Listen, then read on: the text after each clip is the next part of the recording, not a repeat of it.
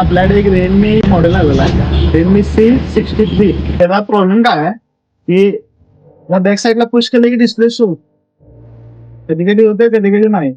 असं असा problem display connector जायचे, तर आपण हा प्रॉब्लेम सॉल्व्ह करायचा.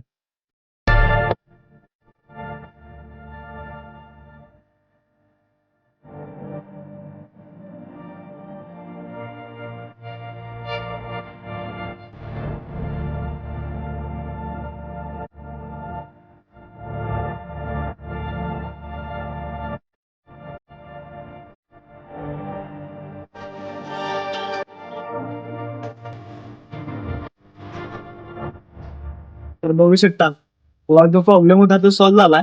चला परत आपण मोबाईल चेक करूया. Shit on me, cause I'm on top of the world.